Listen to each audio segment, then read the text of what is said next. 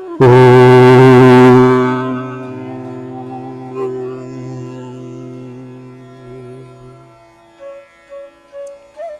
माँ, जय जय माँ। श्री जीवन सूत्र सत्संग सत्र के 13वें दिवस में आप सबका हार्दिक स्वागत है। मानव जीवन अनमोल है। हमारे धर्म ग्रंथों में स्पष्ट कहा है दुर्लभो मानव देहा। कहीं पर भी ये नहीं लिखा है कि दुर्लभो गधर्व देहा, दुर्लभो अजा देहा, दुर्लभो गजा देहा, दुर्लभो अश्वदेहा, दुर्लभो महिष देहा। ऐसा नहीं लिखा है कि भैंस की, भेड़ की, बकरी की, ऊंट की, हाथी की, कुत्ते की, बिल्ली की जो योनि है वो दुर्लभ है, ऐसा नहीं लिखा है। पर यह स्पष्ट लिखा है कि दुर्लभो मानव देहा, मनुष्य शरीर दुर्लभ है। 83,99,999 प्रकार के जीव हम पहले बन चुके हैं, यानी उनका आवरण हम पर आ चुका है। जीव तो हम एक ही हैं जो प्रारंभ से थे, लेकिन उस जीव पर इस शरीर को प्राप्त करने से पहले जो 83,99,999 अन्य योनियां हैं, जिनमें स्थावर भी है और जंगम भी है, यानी कि चलने फिरने वाले जीव भी हैं और वनस्पति वाली योनि भी है, पेड़ पौधे भी। ये सब पहले प्राप्त हुए।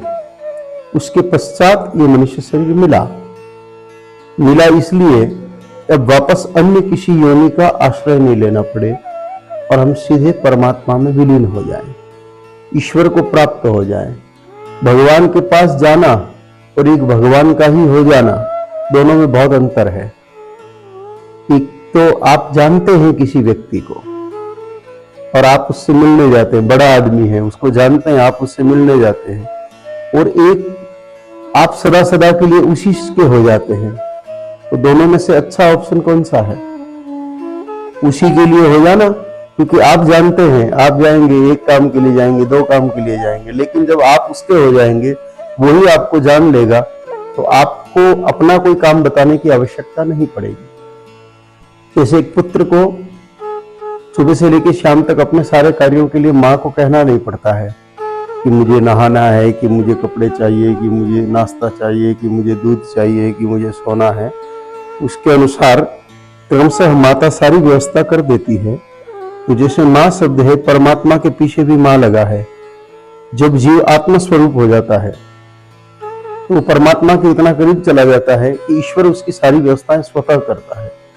इस विषय को लेकर के श्रीमद् भगवद गीता जी ने एक वचन भी दिया हुआ है, योग क्षेम वाहम्यहम्।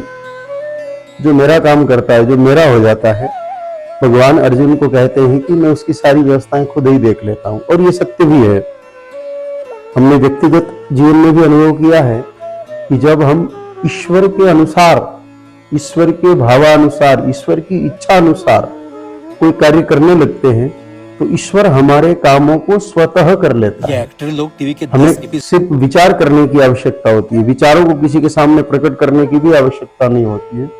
मन में ही विचार करने की आवश्यकता होती है, वह कार्य अपने आप हो जाते हैं। ये हमने तो व्यक्तिगत निजी जीवन में इसका खूब अच्छे से अवलोकन किया है। पर प्रश्न ये है कि भगवान चाहते क्या है, ये हम लोगों को समझना पड़ेगा। असल में हम हमारी चाहत हमारे बड़ों के सामने, हमारे गुरु के सामने, हमारे ईश्वर के सामने रखते हैं, अथवा तो हम जो चाहते हैं वो उनके लिए भी करते हैं, जबरन करें भले ही।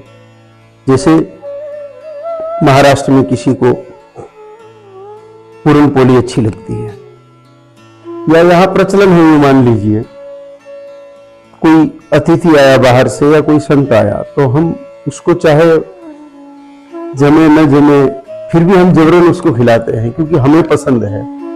यही चीज हम देवताओं के साथ भी करते हैं। यहां पर श्रीमद् भगवद गीता जी के प्रथम अध्याय का 3रा श्लोक चल रहा है। उसमें भी दुर्योधन कहीं न कहीं अपनी भावनाओं को गुरु द्रोणाचार्य पर थोपना चाह रहे हैं। वो उनको स्वतंत्र नहीं करना चाहते कि वो उनके अनुसार काम करें, अपने अनुसार काम करवाना चाह रहे हैं। इसीलिए उस श्लोक में स्पष्ट कहा भी है कि पश्यताम पांडु पुत्राणाम आचार्य महती चुमुम व्यूढ़म द्रुपद पुत्रेण तव शिष्य ने धीमता। कि हे गुरुदेव, देखिए आपके बुद्धिमान शिष्य राजा द्रुपद के पुत्र धृष्टद्युम्न द्वारा ये जो पांडवों की महान सेना की व्यूह रचना की है, इसको आप देखिए। आंखों से तो द्रोणाचार्य पहले देख रहे हैं। द्रोणाचार्य के मन में द्वेष भी नहीं है पांडवों के प्रति, लेकिन दुर्योधन चाहता है कि द्वेष पैदा हो, इसलिए वो गुरु होने पर भी उनके सामने इस प्रकार की बात कर रहा है। देखिए गुरुदेव, आप ही का पढ़ाया हुआ ये आप ही के दुश्मन द्रुपद का पुत्र जो पांडवों की सेना को इस प्रकार रचना कर चुका है कि ये हमसे छोटी सेना है फिर भी विशाल लग रही है। तो ये भावना कहीं भी गुरु द्रोणाचार्य की नहीं है, लेकिन दुर्योधन चाहता है कि ऐसा हो। अब मूल रूप से हमें ये देखना है कि क्या हम भी यही चाहते हैं, और वास्तव में यही चाहते हैं। हम लोग यही करते हैं, यही हमारे जीवन की सबसे बड़ी भूल भी है। मानव जीवन की सबसे बड़ी भूल यही है कि जो हम चाहते हैं वही ईश्वर पर थोपते हैं। क्या आपने कभी विचार किया कि भगवान पंडरीनाथ क्या चाहते हैं? जैसे कल या आज प्रातः ही बहन कह रही थी कि हमको पंढरपुर जाना है, वारी है ना। भगवान पंडरीनाथ क्या चाहते हैं ये हम लोगों ने कभी विचार किया? वारी तो चलती है, मैं वारी का विरोधी नहीं हूं, बात को समझने की आवश्यकता है कि असल में भगवान पंडरीनाथ क्या चाहते हैं, इस पर तो कभी किसी ने विचार नहीं किया।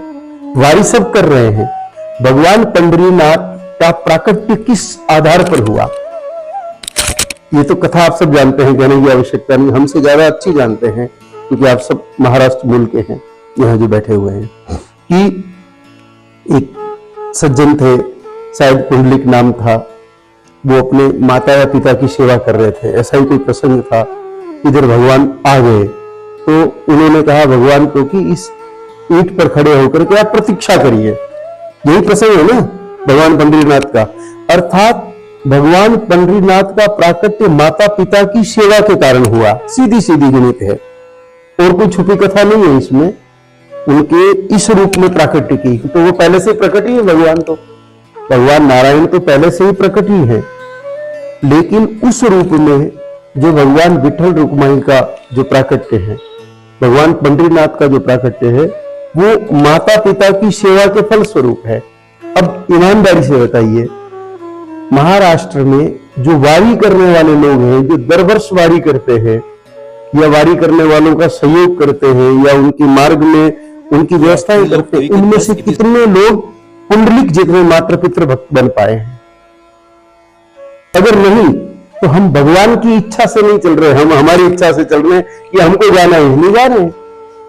भगवान की इच्छा तो वही है जिस योगक्षेम बहाम में की अभी हम लोगों ने चर्चा की कि भगवान ने गीता जी में यह वचन दिया कि अर्जुन जो मेरा कार्य करेगा मैं उसके सारे कार्य करूंगा, उसके सभी कार्यों के उसका सारा चिंतन मैं करूंगा। तो भगवान का काम क्या है? ये एक बड़ा प्रश्न है। हमने कभी ये विचार करने की जरूरत नहीं कि भगवान का काम क्या है। हम तो असल में जो हमें अच्छा लगता है वो भगवान के पीछे करने में लग जाते हैं। हमें अच्छा लगता है भगवान के लिए बढ़िया कपड़े बनाने, तो उनके लिए बनाते हैं। हमें अच्छा लगता है मूर्ति को बढ़िया नहला के तिलक करना, वो लोग हम करते हैं। ये सब करिए, मना ही नहीं है, लेकिन ये भगवान का नहीं है, हमारा अपना काम है। भगवान की पूजा भगवान का काम नहीं है, ये तो हमारा काम है कि हम अगर कोई विग्रह अपने घर में ले आए हैं, हम कोई देवता की मूर्ति अपने घर में ले आए हैं या अपने मोहल्ले में मंदिर में विराजमान कर दिया है, तो उनका स्नान, उनके नए कपड़े, उनकी पूजा, उनकी आरती, ये तो हमारा काम है, ये भगवान का काम नहीं है। भगवान का काम तो कौन सा, जो वो करते थे। भाई आज अगर हम यहां उपस्थित हुए आपकी सेवा में, आप भोजन बना के खिलाते हैं, तो ये हमारा काम नहीं है, तो आपका काम है। क्योंकि कोई भी अतिथि आएगा तो उसको आप भोजन बनाते ही हो ना और खिलाते ही हो, ये हमारा काम थोड़ी हुआ, ये तो आपका अपना काम हुआ। हमारा काम तो क्या है, जो हम कर रहे हैं वो हमारा काम है, उसमें हम क्या हाथ बटा सकते हैं। तो भगवान का काम क्या है? भगवान के जो काम है उसमें चाहे रामचरितमानस हो, चाहे श्रीमद् भगवद गीता हो, उनमें भगवान ने अपने कामों का उल्लेख किया है कि मैं ये चाहता हूं, मैं इस काम के लिए आया हूं। जब जब होई धर्म के हानि, बाढ़ई असुर अधम अभिमानी, तब तब प्रभु धरि विविध शरीरा, हरहि कृपा निधि सज्जन पीरा। इस काम के लिए भगवान आए। परित्राणाय च साधूनाम, विनाशाय च दुष्कृताम, धर्म संस्थापनार्थाय संभवामि युगे युगे। मैं इन कामों के लिए आया हूं। भगवान ने खुला कहा है कि जब जब भी धर्म को नुकसान होगा, सज्जनों पर विपत्ति आएगी, जो सात्विक तत्व हैं उनको हानि होगी, उन सात्विक तत्वों की पुनः स्थापना के लिए, भक्तों के उद्धार के लिए, असुरों के नाश के लिए, बुरी चीजों के विनाश के लिए मैं आऊंगा। अब असुरों के नाश का अर्थ हम क्या लगा देते? कंस को मारना, अगासुर बकासुर को मारना। अरे असुरों के नाश का अर्थ भगवान ने खुद ने अपने मुख से गीता जी में बताया कि असुर कौन है। गीता जी के 16वें अध्याय में भगवान कृष्ण स्वयं गीता जी के अंदर स्पष्ट करते हैं कि दंभो दर्पो विमानश्च क्रोध पारुष्यमेव च अज्ञानम चाभिजातस्य पार्थ संपदमाशुरीम। हे अर्जुन, ये असुर है कौन? दंभ, दर्प, अभिमान, क्रोध, कठोरता, अज्ञानता, ये राक्षस हैं। और इनको खत्म करने पर देवता प्रकट हो जाता है। देवता बनने के गुण भी उन्होंने स्पष्ट किए हैं। इसी अध्याय के पहले खंड में अभियम सत्वम संशुद्धि, ज्ञान योग व्यवस्थिति, दानम दमस्य यज्ञश्च स्वाध्यायस्तपार्जवम, अहिंसा सत्यम क्रोधस्त्याग शांतिर्पेषणम, दया भूतेष्वलोकमार्दम हितचापलम, तेजो क्षमा कृति शोच मद्रोह नातिमानिता भवंती संपदम देवीम बीजातस्य वार्ता। ये इन श्लोकों में स्पष्ट किया है कि असुर खत्म होकर के देवता कैसे बनेंगे। ये चीज एकदम साफ की है। इन सब को बनाने के लिए, इन सब को करने का सबसे सरल साधन भगवान ने अपने हाथों से सेवा करके प्रतिपादित कर दिया।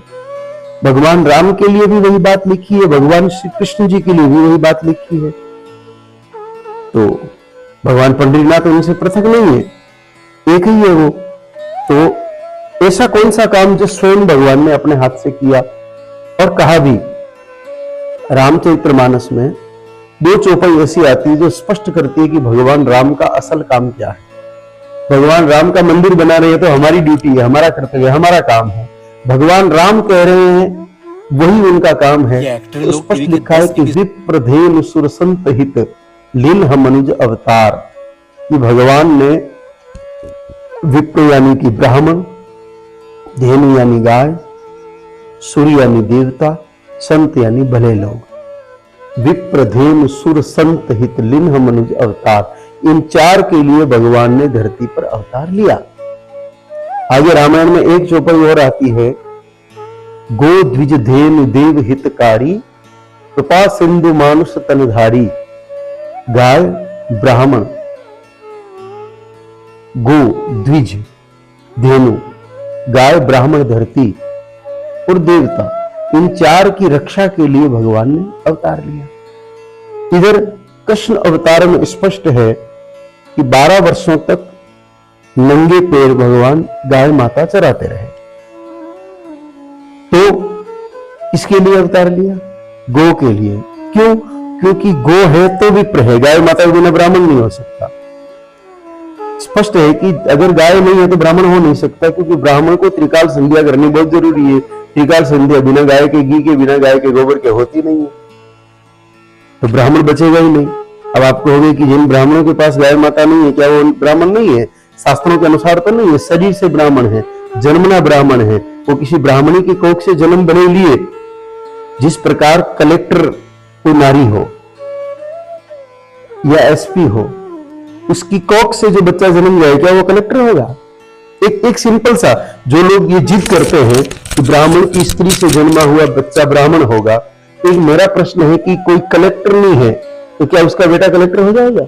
कोई एसपी है तो उसका बेटा एसपी हो जाएगा? कोई शिक्षिका है तो उसका बेटा शिक्षक हो जाएगा? नहीं हो सकता।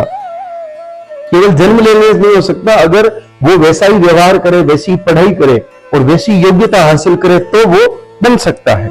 सीधा सा सरल। तो यही चीज असल में उसमें भी लागू तो होगा कि केवल मात्र ब्राह्मण स्त्री की कोख से जन्म लेने से कोई ब्राह्मण नहीं हो जाता, क्षत्रिय स्त्री की कोख से जन्म लेने से कोई क्षत्रिय नहीं हो जाता, वैश्य स्त्री की कोख से जन्म लेने से कोई वैश्य नहीं हो जाता। वैश्य के जो गुणधर्म गीता जी में बताए हैं, कृषि, वाणिज्य और गौरक्षा, वैश्य किसको कहते हैं? जो व्यापार करे, खेती करे और गाय पाले, ये तीन काम करे वही असल में वैश्य है, यानी कि व्यापारी, यानी कि बनिया है। अगर ये तीनों काम नहीं कर रहा है तो वो असल में वैश्य नहीं है। चाहे वो वाणी के घर में पैदा हुआ हो, चाहे वो अग्रवाल के घर में पैदा हुआ हो, चाहे वो माहेश्वरी के घर में पैदा हुआ हो, चाहे वो खंडेलवाल के घर में पैदा हुआ हो, चाहे वो जाट के घर में पैदा हुआ हो, चाहे वो गुजर के घर में पैदा हुआ हो, जितनी भी वैश्य जातियां हैं, केवल उस स्त्री के पेट से जन्मने से वो वैश्य नहीं हो जाता। भगवान ने आदेश दिया है कि वैश्य का गुण क्या है? कृषि, वाणिज्य और गौरक्षा। जो खेती भी करे, धंधा भी करे और गौ सेवा भी करे, वो ही असल में व्यापारी कहलाता है, बनिया कहलाता है, वैश्य कहलाता है। अगर ऐसा नहीं है तो वो फिर वैश्य नहीं है। तो इसी प्रकार ब्राह्मण के लिए भी कहा है, यज्ञ करे, यज्ञ कराए, दान ले, दान दे, पढ़े और पढ़ाए।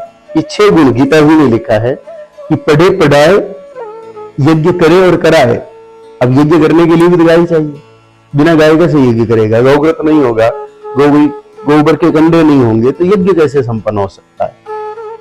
तो इस प्रकार से भगवान का जो कार्य है, मूल कार्य, वापस उस मूल बिंदु पर लाते हैं कि इन सब के लिए भगवान आए। और 12 वर्ष की आयु तक श्री कृष्ण जी ने नंगे पांव गाय माता को चराया और चरा करके ये संकेत किया कि इसके कारण सब अपने अपने धर्मों को निभा पाएंगे। जो इससे दूर हो जाएगा वो अपने धर्म से भी स्वतः दूर हो जाएगा। चाहे वो क्षत्रिय है, चाहे ब्राह्मण है, चाहे वैश्य है, चाहे शूद्र है, उन सबको अपना अपना निज धर्म निभाने के लिए गौ की आवश्यकता पड़ेगी। इसलिए श्री कृष्ण जी ने 12 वर्ष तक नंगे पांव रह करके गाय माता को चराया। शक्ति तो उनमें बहुत थी, बचपन से ही कंस का वध कर दिया उन्होंने। वो तो शासक बचपन से ही बन सकते थे। जो दूध मुहे थे, जन्म के प्रारंभिक दिनों में ही पूतना जैसी महाराक्षसी का वध कर सकते हैं, तृणावर्त का वध कर सकते हैं, अगासुर बकासुर का वध कर सकते हैं। उनके प्रारंभ के दिनों के करवट बदलने के संस्कार के समय ही अगर वो सटकासुर जैसे महान राक्षस का वध कर सकते हैं तो फिर उनको गाय चराने की क्या आवश्यकता है? क्या जरूरत पड़ी? यह बताने के लिए कि यह मेरा काम है और इस कार्य को करके व्यक्ति मुझे पा सकता है। जो मेरे इस कार्य को करेगा उसके सारे कार्य मैं अपने आप कर दूंगा। मेरे इस काम को करने वाले के समस्त काम में स्वतः कर दूंगा, खुद ही कर दूंगा। ये भगवान का अपना वचन है। तो हमारा मूल उद्देश्य क्या है? हम चाहते क्या है? हमारा मूल उद्देश्य है कि हम धरती पर आ गए तो अब हमारी मुक्ति होनी चाहिए। मनुष्य रूप लेकर के आ गए, किसी और रूप में आते तो मुक्ति नहीं होती। पशु बन के आते, पेड़ पौधा बन के आते तो मुक्ति नहीं होती। हाँ, तो विशेष वृक्षों की बात अलग है, जैसे यमला अर्जुन का वृक्ष योनि में मुक्ति हो गई, वो एक पृथक विषय है। वो एक पृथक विषय है। कुछ गिने चुने जो लोग हैं वो केवल एक उदाहरण के लिए हो, वो फिर आम भाषा में काम नहीं आएंगे। यमला अर्जुन का उद्धार जो हुआ वो वृक्ष रूप में थे, अर्जुन के वृक्ष थे, लेकिन भगवान श्री कृष्ण के औखली बंधन की लीला में ही उनकी मुक्ति हो गई। वो तो केवल एक उदाहरण है। बाकी मुक्ति के लिए, भगवत प्राप्ति के लिए, अथवा और सरल भाषा में कहो तो दुखों की आत्यंतिक निवृत्ति के लिए भगवत प्राप्ति किसको हो सकती है? जिस व्यक्ति के जीवन में किसी भी प्रकार का दुख नहीं हो। जब तक दुख सुई की नोक जितना भी बना रहेगा तब तक उसको भगवान नहीं मिल सकते। चाहे वो कितने व्रत कर ले, कितने तीर्थ कर ले, कितनी उपासना कर ले, कितनी पूजा कर ले, कितनी जप कर ले, कितने तप कर ले, कितना योग कर ले, कितने प्रकार के विविध अनुष्ठान कर ले, उस व्यक्ति को तब तक भगवत प्राप्ति नहीं हो सकती जब तक उसके जीवन में दुख है। दुख आएंगे वो एक अलग चीज है, लेकिन हमने दुख को कितना स्वीकार किया है। हम जब तक दुख स्वीकार कर रहे हैं, हम मन में जब तक दुख मान के बैठे हैं, तब तक भगवान नहीं मिल सकते। ये इतिहास साक्षी है। नरसिंह मेहता को दुख दिया भले ही बहुत, लेकिन उन्होंने लिया नहीं। मीराबाई को जब ये पूछा कि मीरा तुमको मेवाड़ वालों ने इतना दुख दिया, तो चाहती तो उनको एक कठोर नजर से देखती, तेरी भक्ति इतनी तेज है कि तू जहर को अमृत बना सकती है, तो इन सबको नष्ट कर सकती थी। मीराबाई ने कहा मुझे और दुख आज दिन तक किसी ने नहीं दिया। मेरे जितना सुखी तो कोई है ही नहीं। भले ही उनको जहर देने का प्रयत्न किया, सांप भेजा, विविध प्रकार के उपाय किए, लेकिन फिर भी मीरा ने अपने मुंह से ये नहीं कहा कि मुझे किसी ने दुख दिया। उन्होंने कभी माना ही नहीं, उन्होंने कभी स्वीकार ही नहीं किया कि मुझे किसी ने दुख दिया है। असल में दुख नाम की कोई चीज संसार में नहीं है, सुख नाम की कोई चीज भी संसार में नहीं है, वो तो हमारे मन का खेल है सारा। एक ही वस्तु पर व्यक्ति सुखी हो सकता है, एक ही वस्तु पर व्यक्ति दुखी हो सकता है।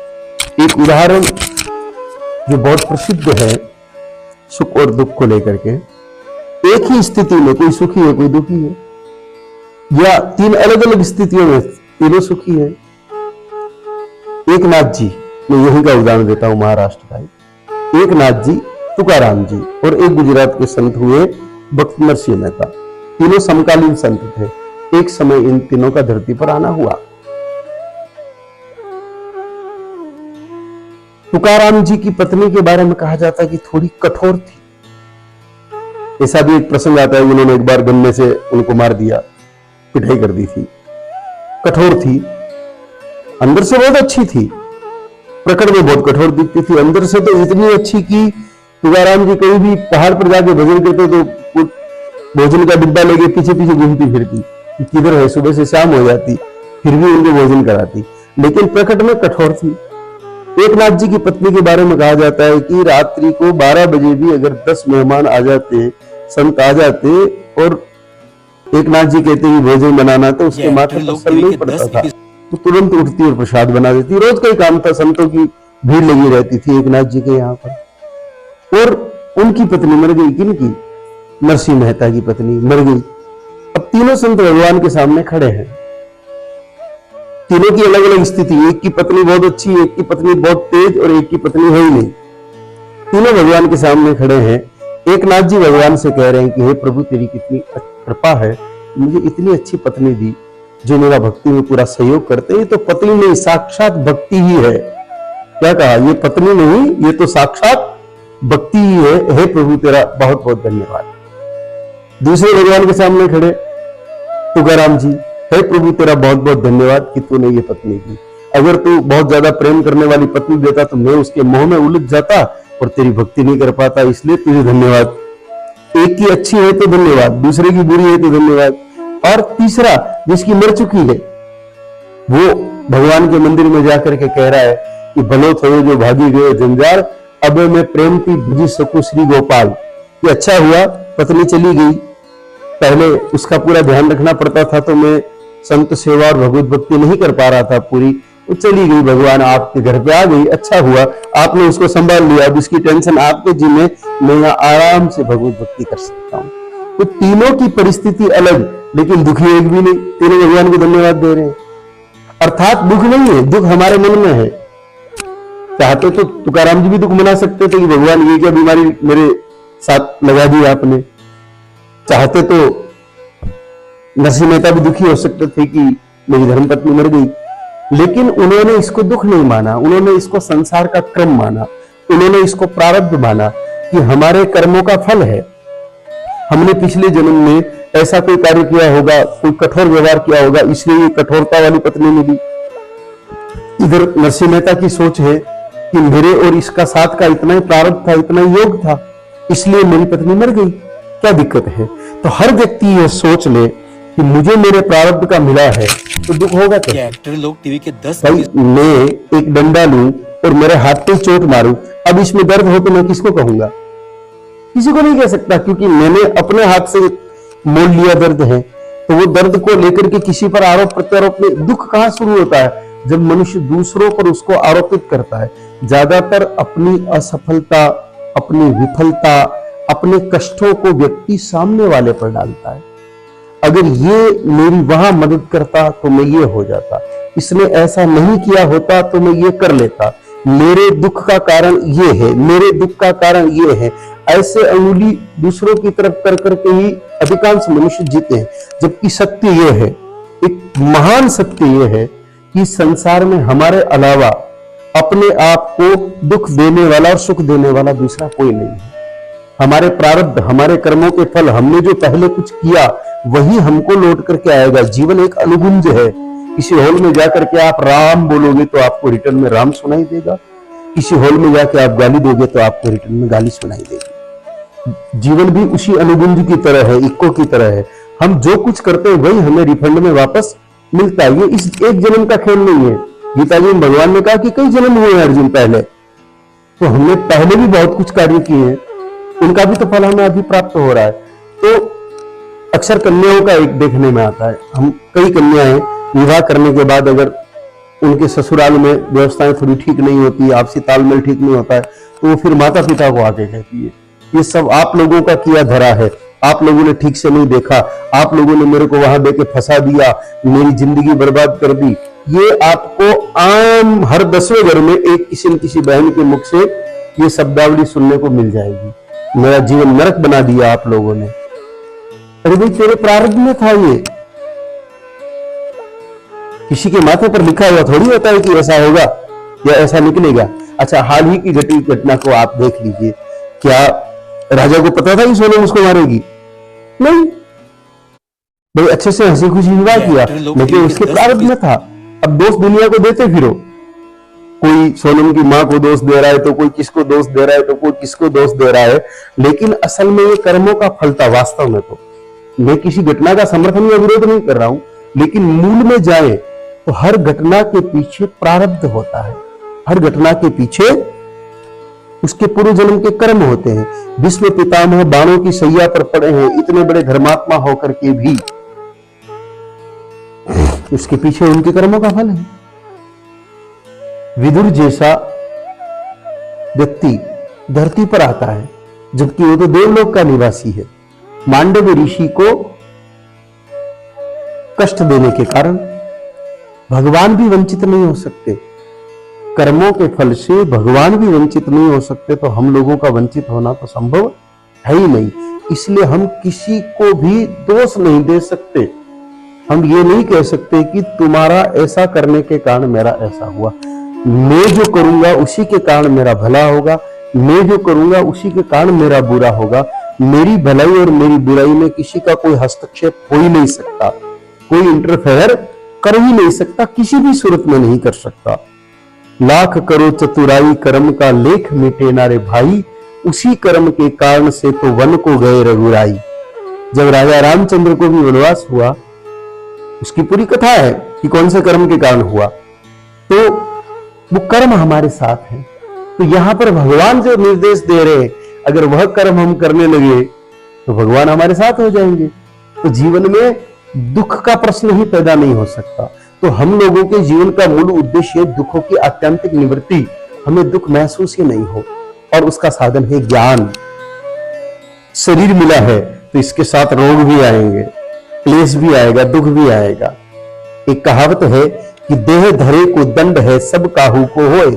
शरीर धारण किया है तो इसको सजा मिलेगी, लेकिन ज्ञानी भुगते ज्ञान से और मूर्ख भुगते रोए। जिसको इस बात का ज्ञान हो गया वो प्रसन्नता पूर्वक उस सब को सहन कर लेता है, जिसको ज्ञान नहीं हुआ वो उन सब चीजों को रो रो के सहता है। सहनी तो है ही भाई, सामने पहाड़ है, आगे जाने के लिए वो पहाड़ चढ़ना है, चढ़ना तय है। अब आप प्रसन्नता से चढ़ो या रो रो के चढ़ो, चढ़ना तो है ही। तो ऐसी स्थिति में हम लोगों को यह ज्ञान हो जाए, और वो ज्ञान बहुत सरल है, ज्ञान बहुत छोटा सा है। मैं जीव हूं, मैं साधक हूं, मैं आत्मस्वरूप हूं, ये शरीर मैं नहीं हूं। ये शरीर मुझे पहले भी कई बार मिल चुका है और गया, फिर नया बन करके आया है। मैं तो अजर अमर अविनाशी हूं। नैनम चिंतन्ति शस्त्राणि नैनम दहति पावकः, न चैनम क्लेदयन्ति आपो न शोष्यति मारुतः। मेरे को कोई मिटा नहीं सकता, नष्ट नहीं कर सकता, ये शरीर आता जाता रहता है। ये शरीर मुझे प्राप्त हुआ है, मैं शरीर नहीं हूं, शरीर मेरा नहीं है, शरीर मेरे लिए नहीं है। ये शरीर मुझे ईश्वर के द्वारा, प्रकृति के द्वारा, संसार के द्वारा मिला हुआ है। इस शरीर का लोक हित में उपयोग करना ही मेरा कर्तव्य है। मेरे अधिकार मेरे लिए महत्व नहीं रखते, मेरे कर्तव्य मेरे लिए महत्व रखते हैं। मैं जितना कर्तव्य का पालन करूंगा और निष्काम भाव से पालन करूंगा, मैं कोई कामना नहीं रखूंगा, मैं कोई इच्छा नहीं रखूंगा, बिना किसी इच्छा के, बिना किसी कामना के, निष्काम भाव से मैं मेरे कर्तव्यों का पालन करूंगा, तो मुझे मेरा लक्ष्य मिल जाएगा। ये इतनी सी पंक्ति ही ज्ञान है असल में। भले आप लाख पोथियां पढ़ो तो भी सार इतना ही है, मैं शरीर नहीं हूं, शरीर मेरा नहीं है, शरीर मेरे लिए नहीं है। ये मुझे प्रकृति से, परमात्मा से प्राप्त हुआ है। इसका सदुपयोग दूसरों की सेवा के लिए करना है। इसको मैं जितना दूसरों की सेवा में लगाऊंगा उतना हित है, और उसमें भी बदले में मुझे कुछ नहीं चाहिए। कामना रहित होकर के निष्काम भाव से दूसरों की सेवा करना, यही भगवान का बताया हुआ कार्य है, जिसको अगर हम करते रहे तो जीवन में हम कभी विफल हो सकते नहीं। विफलता का अर्थ संसार में तो नहीं होंगे, संसार तो बहुत छोटी चीज है, संसार की सफलताओं का कोई मायना नहीं है, लेकिन सबसे बड़ी सफलता इस मनुष्य जन्म जीवन के पूरे होने के बाद हमें भगवत प्राप्ति हो जाए, या इस मनुष्य शरीर में रहते रहते भी हमें इस बात का एहसास हो जाए कि हाँ, मुझे भगवान मिल चुके हैं, मेरी दुखों से पूरी तरह निवृत्ति हो चुकी है, अब मुझे किसी प्रकार का कोई दुख सता सकता नहीं। तो आज का इस सत्र का तो समय पूरा हुआ। जय मां, जय जय मां। ओम।